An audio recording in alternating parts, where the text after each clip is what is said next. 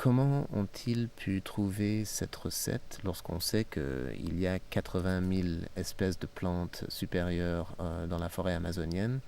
Ça fait que n'importe quelle combinaison donnée, il y a une chance sur 6 milliards 4 pour tomber dessus.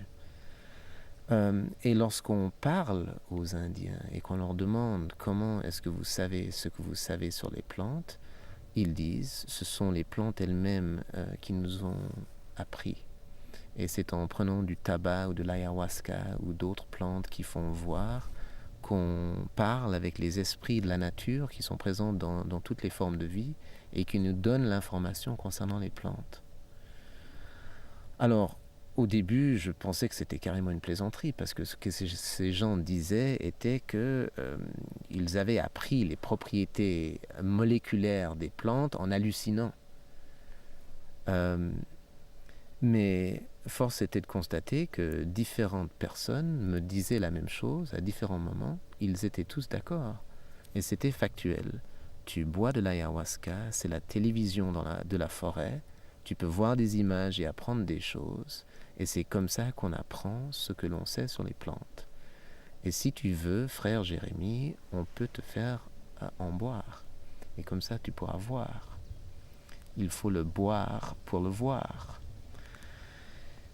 Alors, j'ai fini par boire.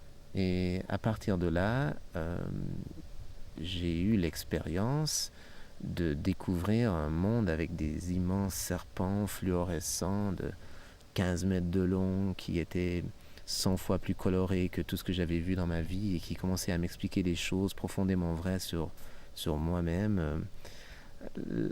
La première chose était qu'il me mettait devant les limites de mon regard sur le monde. Je présupposais, en tant que matérialiste rationaliste, que ce que mes yeux me montraient sous l'emprise de l'ayahuasca n'existait pas. Donc, ça ne faisait pas 10 minutes que j'étais dans l'expérience que j'ai pu comprendre que mon propre regard sur le monde était d'une arrogance sans fond. Et ainsi de suite.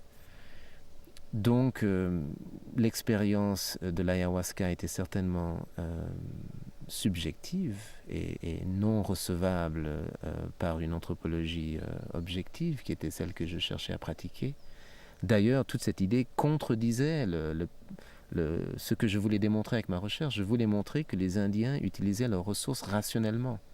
Or, eux me disaient qu'au centre de leur savoir sur la nature, il y avait un cœur irrationnel qui était ce monde des visions chamaniques. Il m'a fallu 8 ans pour prendre ce mystère à bras-le-corps et l'investiguer. Et finalement, c'était une démarche de réductionniste. Une seule question. Qu'est-ce que ça veut dire quand ces peuples, dont le savoir botanique est largement reconnu par la science, qui habitent dans le milieu biologique le plus diversifié, affirment que leur savoir à propos des plantes provient de leur vision hallucinatoire, induite par certaines plantes? Qu'est-ce que ça veut dire?